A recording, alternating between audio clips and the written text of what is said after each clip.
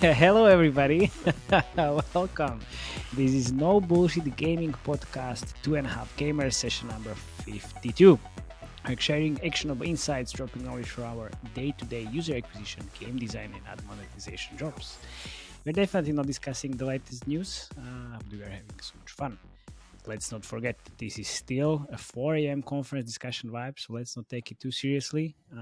Today we have Felix, Ads Are Beautiful, Braberg, Jakub, industry skeptic, I guess, Remiar, and Matej, zero fucks given approach, Lančarič. You mean the UA flamboyant manager? Oh my god, flamboyant, dude. I didn't even know like what the fuck that word even means. So I actually had to look it up. So it's You think it's an insult? I think it's a compliment. It's a great thing. I'm not sure. It's something in the middle. So it's like the high self-esteem. For those else. people listening in and not watching, Matej is sitting with a pink cap while saying, "Oh, not flamboyant." Of course. Well, it's like it's a TikTok swag. So why not? Come on, it's great. Okay. So we came back from Barcelona. Well, at least I came back Friday from Games Forum conference. It was an amazing conference, man. Told you. I've been telling you guys for years. Years? What do you mean years? The conference is going for 3 years and 2 years. I've been telling you for two. COVID. I've been telling you for two. 2 years almost for COVID, so it doesn't count that much. But yes, you're right. So I had the panel discussion. You had the panel discussion as well. But Jakub was there just a fucking tourist. No. You didn't do anything. The tourist part was great.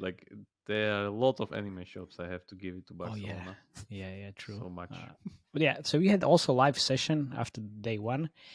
What Felix intro was about this flamboyant whatever. UA managers are flamboyant, which they are. Yeah, maybe. But I think it was a really nice experience. We did it for the second time. First was in Helsinki. I was really hangover. Felix as well. It was silent disco before. Okay, so for everybody who doesn't know what silent disco is, so you have actually a headset. And there's a lot of noise around you, and you have grouped rooms. So you have next to each other stages and all in one big hallway. That's why we had the headset. Yeah. Yep. Silent disco. It's actually great name for it. And people described the session afterwards as very entertaining and informative. So I guess entertaining was on Felix' part. That was great. I was laughing my ass off, man. So yeah, it's great. But nobody said that it was no bullshit insights, which I was a little bit disappointed. But I was also disappointed because I couldn't get any margarita during the day in the fucking hotel, and even after the party. So there was this bartender who was really annoyed by me asking for margaritas, and his answer was like, "Oh, what are you, American or something?" Oh my god! So it was whatever that means. Yeah, I was like, come on, why? Who doesn't like margaritas? Exactly. Me. Exactly. Well, you don't drink alcohol, so that's why, I guess. Yeah. But so we are gonna be in 3 weeks in Istanbul for Deconstructor Fun and Google event. So if you wanna meet us there, yeah, let us know. It's gonna be a lot of fun. And today we're going to talk about admonetisation, and it's going to be Felix's special episode. Yes. And if we have time, I might be talking about the Dumb Ways to Die article that I posted, or how to choose actually MMP, because that's something that people ask me quite a lot. But maybe not. Well, I will, give you all the space you need, Felix. Easy there, flamboyant boy. Jesus Christ, this is gonna be following me forever. Yeah. Oh. If you've built a mobile game for iOS or Android, you've experienced user churn. You can win those users back, but it's getting more and more expensive, even more so to acquire totally new users. Enter cross-promotion with Adikteev. By identifying your users likely to churn early, you can showcase another game in your portfolio before they leave forever, transforming a lost user into a new user, increasing your revenues. Learn more now at adikteev.com. Oy. Wait, let me do that again. It's perfect, man. Yeah. You should start with oi, oi, oi, oi, oi all the time. All the fucking time. Oi, oi, oi, oi, oi. It's time for some Admon gossip and Admon updates since it's been a while. As I've mentioned many times, one of the things that annoys me the most about Admonetisation is that there's so many like small caveats that you need to know to do this job effectively. Like in order to extract the most amount of ad revenue from your games. Like for example, you need to know that with Unity, if you have too many placements on the Unity dashboard, you get latency on their server side because basically they get latency on their side too, which means less revenue. You need to know be that. Careful with the be careful with the latency. The latency got you in a lot of trouble last time. Yeah, they do recommend you to remove placement on their dashboard, though. So this is from them, you know. Yeah, well, just be careful. Yeah, always. Yeah, always scared. Jesus, publishing a blog now as well. I was scared, getting in trouble. Anyway. We'll get to that later. You need to know that Emoji placements perform better on banners compared to their bidder. The Admob bidding algorithm is based on force-filling impressions for the first 3 days to drive learnings, which gives you a revenue spike. So these are just a couple of like examples of things that you really like, just, you know, that can really give your ad stack an edge. But no one tells you these things. So you need to like Felix. Yeah, I know me right now, right? So you need to like learn, you need to talk to reps to find out. And I don't know about you two, but that sounds like a lot of bullshit to me. And we don't like bullshit, do we? No, we don't. Of course we don't. Anyway, so my hope with this podcast was always to like shine a bit on a light on how things work. Where's my popcorn? What the fuck? Like this is like a show. It's What? amazing. We practiced this before in front of the mirror. No. Jeez, I'm on a rant, like, you know. Okay. Admonetisation for the people. Oh, yeah. For sure. For sure. Okay, so I don't... sorry for interrupting. Yeah. So my hope with this podcast was always to, like, shine a light on how things work, to give everyone kind of the same edge as having, like, a good Admonetisation, like, person working for you does. So, with that little preamble, I'm proud to introduce a new segment on the podcast. This segment is called the Admon Gossip Corner. And in this little segment, which I'm planning to do once a month or every maybe a bit longer, when you guys let me, it's my aim to take you where no other podcast goes. Inside into the smoky back rooms of Admonetizations, so that you also can learn the little facts that can give you an edge in maximizing your ad revenue. And like I said before, Admonetisation for the people. Can I get a hallelujah for my favorite flamboyant UA manager?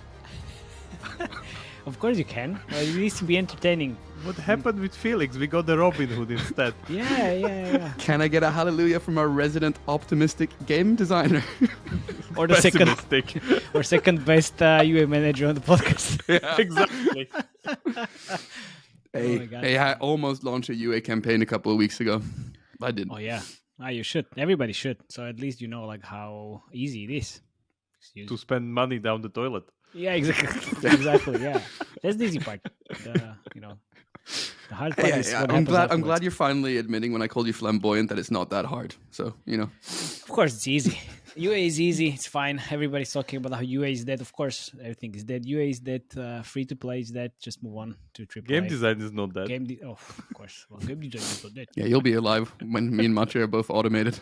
Yeah. That was the first thing he said. Like, oh well, you're going to go away with Admon. Then AI is gonna come for you and UA as well, but not game design. No.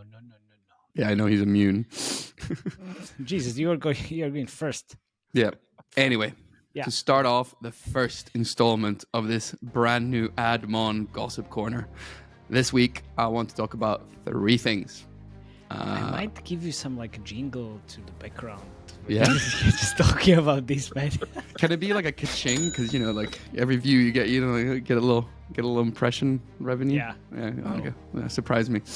Okay. Well. Yeah. All right. So first, I want to talk about a massive Can you drop the bug. dramatic voice, please? It was First. great for the intro, but now it's annoying. Yeah. So basically, I want to talk about. Okay, fine. So I want to talk about this massive Unity bug that messed everything up on Monday the 13th. And then I want to talk about some nice insights about Amazon Publisher Services, and then also some stuff about Admob. But starting with Unity, and man, they made a massive screw up this week. So like Unity, like they had such an expensive Monday, to say the least. So Monday the 13th, like I'm quietly sitting minding my own admon business, and at like 4:00 Central European times, like Unity revenue like just shoots through the roof, like on all the apps that I manage, and not like by a little, but by a lot. For example, if you're earning maybe like $450 an hour from Unity, it more than 10x. Like, so. Wait. So,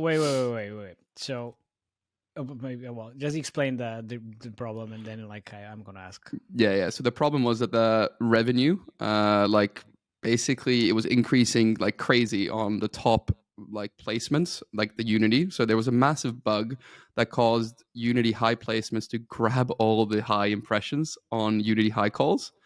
And of course, this means like no other impressions were being served below.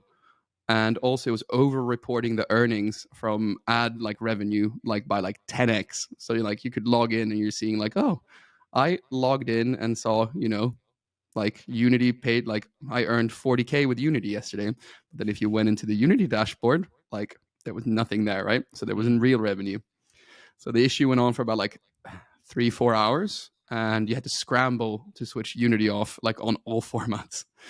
And like the issue is you could only have spotted this issue after about 90 minutes or 2 hours, since like reporting in ad monetization is structured like that. Yeah. So everyone who has Unity in their ad stack, which is pretty much everyone that has ads, was affected by this.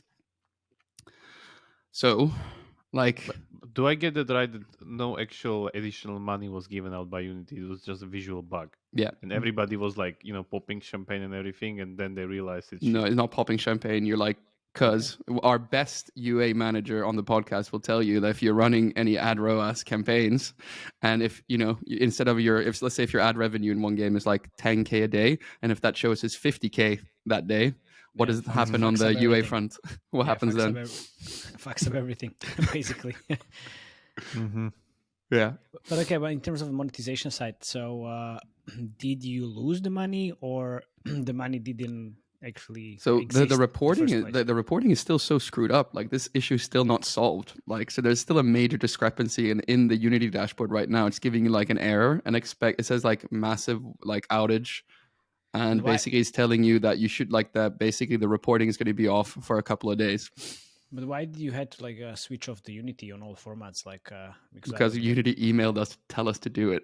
Oh, yeah. Ooh, okay. And if you didn't do it, then what happened? I mean, basically just going to over report. So basically you think you're earning, but like basically when something is this screwed up, right, you don't know if it's grabbing the impressions or if it's not. And since it was only the top placements that was causing the issue, what could happen is if they're grabbing the impressions, basically you don't allow any other networks below to even bid on the impressions, right? So what happens then is they're not being served, and if then Unity's not paying you for those impressions, like it's just a mess. So this is going to take losing money. Yeah, 100%. Yeah, absolutely. So like that was going to be my top tip to anyone listening to this, because don't lose money. Yeah, like like if you lost money because of this, like this Unity owes you some money because they screwed up. This was a mistake. Ooh. This was a bug. How can you actually get the money prove from it? Unity? Yeah, and prove You can easily prove this, like with the reporting. But like some people were affected more than others. But like if the reporting is screwed, how can you prove it? Yeah. But they'll fix it. But you also have it like. But also you can also prove it. Like Matej, for example, like if you double spend or overspend on your like TROAS campaigns, like what happens then? Like that screws up everything, right? Yeah. Sure, but then if I put unlimited budget as I did for Unity campaign once, and they spent 30K in one day instead of $300 that I planned to, it was my fault. It was my mistake because I put unlimited budget and I just kept the bid for like $3, and that was fat finger problem. And the thing is, like on, for example, on Google, what happens multiple times is that the Google overspent like twice on the day of launch of the campaign, and then it kind of like decreases the spend and then evens out on the like day like 30 days average. But what happened once to me was like Google overspent like 6 times the budget, and then I reported this, and obviously you have the, let's say, campaign budget 500, and if you spend 3K, then it's not your fault, but it's the algorithm fault. And then they actually gave the money back to me. Oh, it wasn't Google, it was actually Unity otherwise. Oh, was it? Oh. Yeah. So you can prove it like this, but if you don't have the the campaign budget or like revenue, whatever, somewhere written, then how can you prove it? And the reporting is fucked as well. Yeah, but you can like basically they'll sort out this reporting. Like they had a similar issue, I think, a couple of years ago, and basically it took a couple of weeks to sort out. And we got paid I got paid a little bit then in the company I was working in. I think it was like 10 or 12K we got paid out. But like some of the apps that I've been managing, I'm seeing way bigger damages right now. Yeah. And that's, like a small microcosm of the whole ecosystem. And you think about like some big publishers like a Voodoo or Triple Dot, like, if they saw the similar, because literally every app that I manage, I've seen this error, right? Some have smaller magnitude and some have bigger magnitude, but like everyone was affected. So like, yeah, expensive Monday. But then what's the usual percentage of revenue you are getting from Unity versus the other networks? So let's say you're getting 60% from Facebook or Google, and then 10%. They're not as strong as they used to be a couple of years ago. Like, the Unity's glory days was like a year and a half, 2 years ago, right? That was their glory times. And then kind of steadily, they've been kind of decreasing their market share. Would you agree with that on the UA side as well?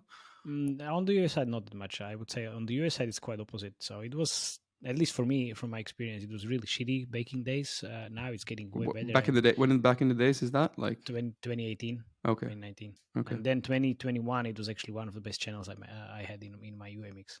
Okay. Yeah. 2018 is back in the days. That's 5 years ago. That's back in the days. I'm in the industry for 10 years. What do you mean?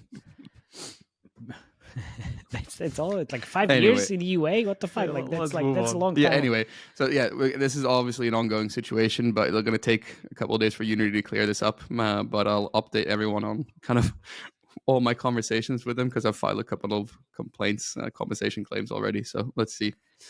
So just be careful so they don't file anything else. Oh yeah, but this isn't that serious, is it? Like at least we'll see, right? Like I don't like see it the reporting is still so screwed up. So I don't know. Like I'll know next week. But this was a major thing. Okay. Yeah.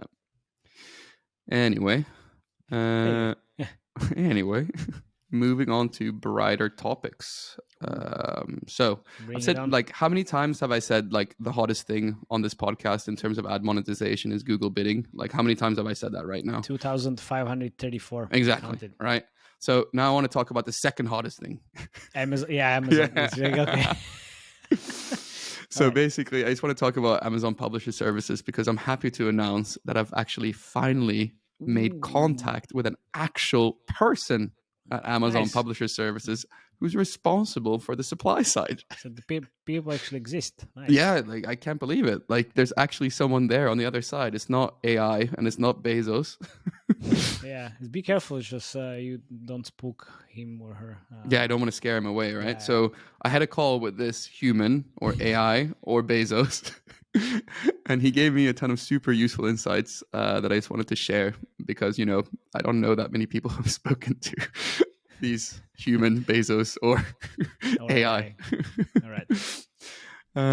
So Amazon Publisher Services bidding algorithm works by matching users with their Amazon IDs. So nothing new there, right? You can kind of assume that, right? But that means that they tell us that Amazon basically has a list of onboarding prospects. So they only onboard, like they prioritize onboarding developers that have a large overlap with apps and games that they've seen a large overlap of their customer. So right now, that means in gaming, basically what's being prioritized is kind of the evergreen titles that basically older generation play. And basically think board game titles, chess, kind of that type of thing. So if you're not one of these type of evergreen titles, like good luck getting accepted right now. Like they won't be accepting you for like a partnership for the next couple of quarters. Yeah. So basically because of the target audience, right? Exactly. Yeah. Okay. Nailed it. Yeah, like sense. basically what they said, like what I see from them saying that, and this is my perception, right? It's like we're targeting only apps that have users with high purchasing power that buy stuff on e-commerce, right? It's also the, let's say, users of Amazon devices as well. When I ran the UA on Amazon, it was like 40 plus female in US, basically, which was like the best target audience and the best segment. Are you doing UA on APS now? Not at the moment. I could actually, yeah. You need to try it, man. This is the new hot thing, man. Yeah, I you should need to get in there. try to contact my old friends in Amazon. I'm not sure if they're still there. Wait, you telling me now you have friends at Amazon? Well, you never asked. I need to check if they're still there. Yeah, man. Thanks, buddy. Yeah. Anytime.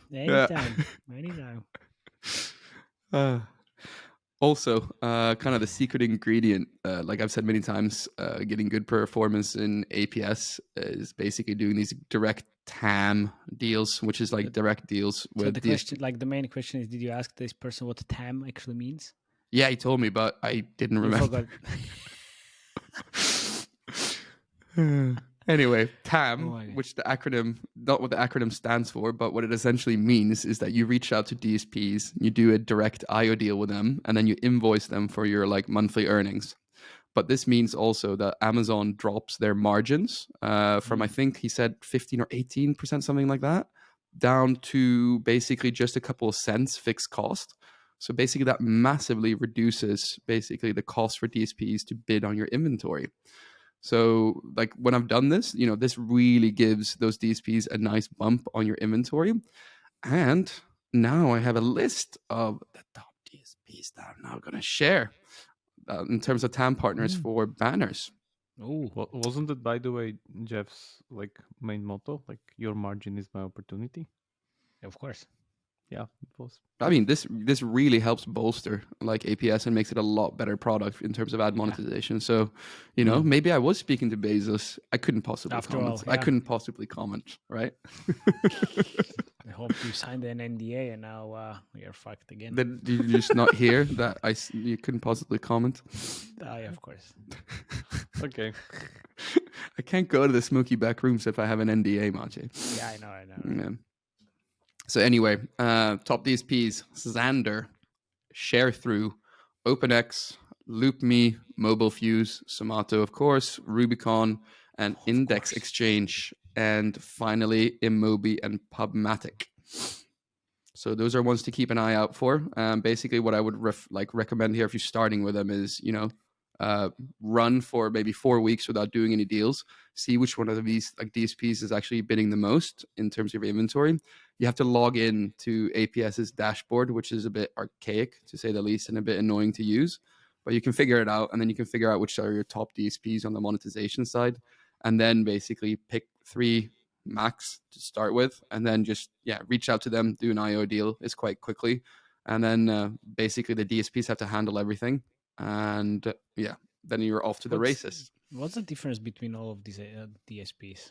Seriously, like why would you need to have all of these? They all have big different demand sources, like different people buying UA, but like DSPs, having worked at DSPs, like I've worked at 2 DSPs, like the amount of demand you're getting is so different from the DSPs, and it's just like a mishmash. Some are resellers, some are doing it. It's just like, if you were to like map this out with a string, like it would be a mess. Okay, so what's the difference? Different sources. Yeah, different sources and different, the names are different. Different traffic works for different products, yeah? Sure. Okay. Yeah. Okay. So it's like a gacha. Yeah, exactly, Remo. It's exactly like a gacha. Gotcha. It's, Never know what you get. It can cost a fortune, but it's worth shit. I'm pretty sure that this LoopMe DSP has very good vectors and systems. Design vectors. It's 3.86% better. Exactly. Decimals. So we have everything. Flamboyant decimals in fucking game design. Amazing. Vector. I could already tell, like, with all this admon content, speaking now for, 15 minutes, like, Remo's just like, this sucks. I hate putting ads in my games, and I don't want it there. And I hate you, and why are you on the pod? Go away. This is what makes us the half, I guess. It's great. People think Jakub doesn't even exist, so that's Yeah, fine. exactly. Harry Potter invisible cloak. I'm out. Yeah, well, the fact, like at least you dropped the glasses. I dropped the glasses today as well, just because why So, not? anyway, also the best insight from this conversation that I think I learned was that Amazon Publisher Services does not currently support the creative end cards, not the ones that you add, Matej, but the ones that are superimposed by ad networks, like for the end of the creative, on videos. Okay. So I went on to the impact of these end cards on the CTR and install IR metrics, like quite a lot in episode 33. And also known as the Matej in Australia episode. All right, yeah. Anyway, to summarize that episode, these creative end cards are superimposed by ad networks, and they have massive impact on how to drive installs and click-through rates. We can just link the episode link in the show notes, and you can watch it on your own time. Yeah, I will actually put it a video card on YouTube, so you don't need to link it in the show notes. Are we still talking about positioning of the X button that pretty much forces you to click on the ad? Yes. So let's say it like it is. The superimposed end card. Yeah. Superimposed. That's the altered gameplay from the live episode. There you go. Yeah, exactly.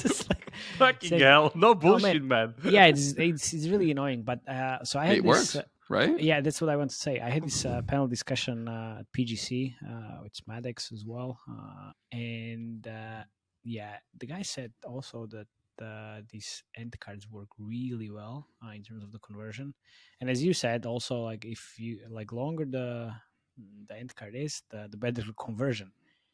On the other hand, it's fucking annoying. Yeah, of course, because you want to get retention. out of the ad, so you're clicking everywhere. So eventually, you click on the ad. I actually have a question, Matej. Kind of what I've heard, and I've never run a UA campaign, right? But you just said you just almost started. Almost. Okay, almost. Yeah, almost. Okay. So basically, the networks I hear that have the highest CTR is ironSource and AppLovin. What is the impact of having a high CTR? Does that impact install rates, or what's the impact? Because these guys have the most, in terms of Admonetisation, the most aggressive end cards, I would say. I would say it impacts the install rate afterwards on these specific networks, on Facebook, Google, or TikTok, or any. Yeah, I think these three doesn't matter that much. You have different optimizations on the campaign side, and those have very different CTRs. So that's why I always say I don't give a fuck about CTRs that much, but also in this context and the ad networks, you actually need to pay attention to the CTRs. Explain that. Is what's on ironSource, AppLovin, and all these different Google, Facebook. What's the range of CTR? Just so I get an idea. On ironSource and AppLovin, I don't have the benchmark, so I have no idea. Honestly, it's been a while since I ran AppLovin. Oh, well, I can check. So I will put the benchmarks for AppLovin into the show notes. I can't tell you what it looks like on Facebook and TikTok as well, and maybe Google. So on these channels, it's usually for mobile app install optimization. Anything above of 1% is actual 1.5% is actually good. Different genres have very different CTRs as well. So, for example, hyper casual 1% would be shit. You would need to aim for 5-10% CTR, which results in very good performance. Mm-hmm. For purchase optimized campaigns, the benchmark is somewhere for CTR is somewhere between 0.5 and 1%. That's good or very decent. And for value optimization is anywhere between 0.2 to 0.5. So percent. Again, this means almost nothing. It's just different optimization, different players, and different target audiences and different genres. So it's this is just an average. But that's why I don't care about the CTRs that much, because it's a super low number. But there you go. I will look into the AppLovin ironSource actually. Yeah, and remember they changed those end cards 2 years ago. So I need to check that as well. But it's a really, really interesting thing that I after the PGC conference I actually started experimenting with end cards on Unity and AppLovin as well on Unity, and it makes a very big difference. Obviously, it makes sense because on Unity and ad networks you need to watch the full 30-second video, or full whatever second video on Facebook, Google, or anywhere else. It's just very brief moment, and then you can actually exit. If it's not in audience network, then you need to watch it. But there is no there is no end card on audience network on Facebook. So what I wanted to say is that I started experimenting with that and end card. It makes a lot of difference. And then like right now I have, let's say, one video with 4 different end cards, and I see very big differences in terms of CPIs and even purchases afterwards. The more intrusive it is better, yeah. So for me, I So just grumpy when you ask changed that. I just changed the visuals. Change visuals, really? For me, on my side, it's only changing the visuals. So Matej doesn't put these end cards in Remo. It's the ad networks. Yeah, that's the ad networks. So they are controlling the how intrusive it is, basically. Okay. Anyway, we got a bit off tangent, but I thought it was a good tangent. No, come on. It's great. It was a great tangent. My second UA manager asked a very good question. Second best UA manager. Anyway, the fact that APS does not yet support like these end cards that we're just talking about means that the performance we're seeing is like, which is still absolutely amazing, at least from an admon perspective, would probably get a massive boost as soon as Amazon rolls out these more intrusive end cards on their like inventory, which they will. Do you think? I mean, it's just they said on the call they're working on it, so yeah, they're definitely going to do it. Oh, okay. But like the thing is, like it can be on a spectrum, right? So like how Admob, like the end cards on the ads you see from Admob, they're not as annoying as maybe an Iron Source end card, that is like the 4 clicks and the tiny X. And like if you think about it on a spectrum, like I'm wondering if they're going to go Google or going to go like ad network, right? So probably somewhere in the middle. I have no idea. We'll have to see. I think a network more likely than Google, or actually a hybrid. Bam, there you go. Yeah, best from both worlds. But that means like they're gonna grow, and basically like it's not priced in yet, like exactly how good their performance is. This also like when this gets rolled out, the second order of magnitude impact will be that like the list of top TAM DSPs will change like quite aggressively, I think, because like Liftoff, like we've all seen Liftoff ads, and like they rely super heavily on these really aggressive end cards. So yeah, like watching them grow even more. We also Liftoff ads. I have no idea what you're talking about, man. Do you guys never watch ads in games? Like I do, but I'm we not watch them. Don't you know what different like I can tell usually by the first second like which company is serving that ad? Like really? Yeah, I just need to 100%. click We should do an episode on that. Yeah, I can definitely do that. It's super. Oh yeah, it's really interesting because I usually click on the I button and then see if it's Google, Iron Source, Unity, or Facebook even. But man, that's so sad. Like I can literally like usually tell like quite quickly who's serving the ad just by I'm not just, even like, clicking on it. Yeah, I'm interested just in the gameplay. That's usually fake, but like at least I kind of want to dissect the fakeness of it. It's a gameplay, fake gameplay usually. No, this is interesting. I really want to know like how you actually spot these differences. yeah. I can prepare something and show, but it's like little now we tiny need things. to. Yeah, No, I we're not have gonna to. prepare anything. We're gonna just try you, man. No bullshit. We'll see how accurate you will be. Yes! That's Yes! even better, man. That's Oh even better. man, let's do that. Oh man, yes, 100%. Let's do that. Nice. Yeah, I'm not gonna All prepare right. anything. You guys do the preparation. Yeah. It's even better for you. Yeah. And then if you fail, we need to think what you're going to do. And if you win, of course, it's the same thing. If I lose, I have to wear that ridiculous hat you're wearing for a week. Oh, ridiculous hat! Come on, you ask TikTok to send you one. Yeah, and if Amazing. we lose, we have to wear the kimonos for a month. No, The kimonos are nice. Anyway, The kimonos are nice. okay. Now to the main event of the Admon Gossip Corner, and this is actually fantastic news. Why are they fantastic news? Why do you put like the corner? Everybody's talking about corners here and there, crypto corner, whatever corner. Just Because think I'm about always something else. ganged up by you two, so I'm on like in the corner. Oh yeah, okay. Okay, Wow, I Okay, danced okay. myself out of that one. nice. Yeah. All right. So, rumor has it that Admob is finally dropping its multi-call limit policy on third-party mediation. So this is crazy news from my neck of the woods. So basically a little bit of background on this. For years, Admob has had the stance that if you don't mediate with Admob, you can only use 3 Admob placements per waterfall. This essentially meant that you were limited to like the amount of money you could earn from Admob, because you could only expose it to 3 like different price points in your waterfall. Why would you ask? Would Google do this? I asked an Admob. never Force you under mediation. Yeah, pretty much. yeah. Easy. Okay, we can move on. Thank you very much for listening. Yeah, exactly. No, it's really funny. Like I asked a Google rep from a couple of years ago, and he put it so eloquently, and he's looked at me and he's just like, yeah. But if you move to Admob mediation, you're allowed as many calls as you want. I'm like, Yep. Yeah, sure. Anyway, so like, what happened if you didn't like play by these rules in Admonetisation? Well, the Admob team flagged you, and they would throttle your inventory by 80%. And let me tell you, like being throttled by the biggest ad network in mobile, like that will hurt your revenues and like by a lot. And to be unblocked, you kind of just had to change the placements back to 3 and just sit and basically wait until the policy team got around to unblocking you. I got throttled in 2021 and it sucked. The UA team was pissed.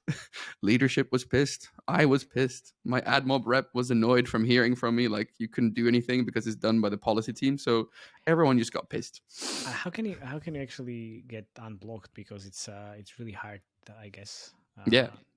So you just sit and wait until you yeah, get... that's all you could do, man, because like the policy team is like, you're not allowed to speak to the policy team in Google. So the rep can't speak to the policy team.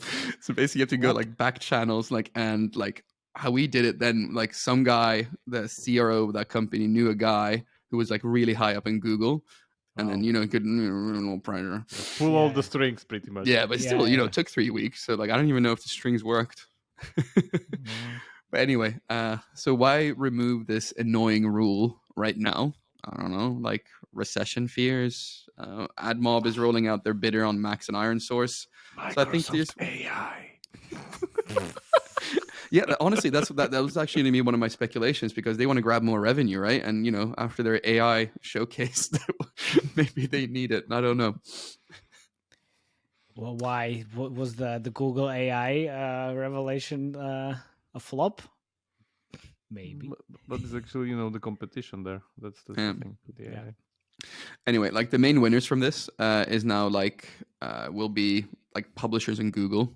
So basically, finally, us publishers, we can expose our whole waterfall to Admob demand before their bidding rolls in. And right now, like I've said, they've been having a list. But now that list becomes a bit less valuable. Bidding is still good, but I don't know what that uplift is going to be. If you have 30 Admob calls in your waterfall compared to 3, I don't know what the uplift is compared with like placements and bidding. So I'm going to be testing that out very soon with one of my clients. So I'll actually be able to tell you. But basically, Admob will also earn a lot more revenue because they will get to bid on more inventory and they have more demand, right? So they also take a 30% cut on every ad they show in games, right? 30%.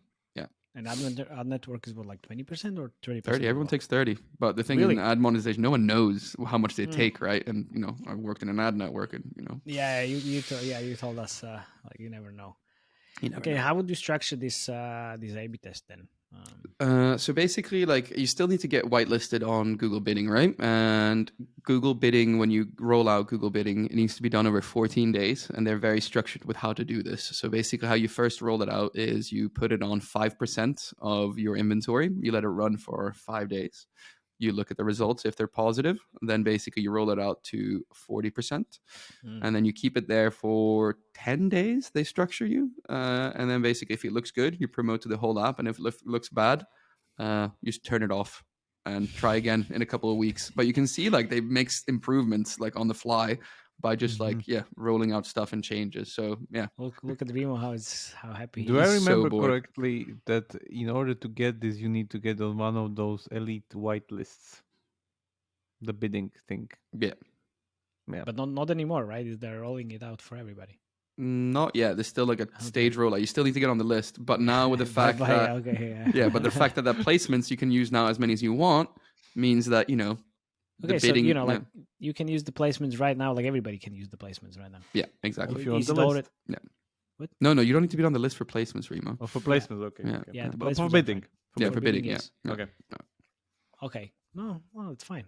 Come on, is it already all rolled out, or is it coming in the? Yeah, so like Google hasn't said anything like okay, so officially, it's- but I'm hearing from That's the sources, and there's a blog post that I posted just now, Ooh. and like half an hour ago, going into a bit this in more detail. But the big question mark here is around Google Ad Manager resellers. So because of this 3 placement rule and limited exposure of Google inventory and like third-party mediations, basically there's been this like subgenre of resellers that have grown in the ad monetization space and industry that basically you could add to your ad monetization stack that was actually Google inventory, but from another part of the company that was not Admob. So it's like, think of these 2 big parts of Google, and then basically one is also sneaking in and they're not supposed to. But anyway, so the big question mark is now what happens with Google Ad Manager resellers, because like now it's a big question mark, and there's a lot of companies out there like earning money from this. So that's something, I'm really like keen to see what's going to happen.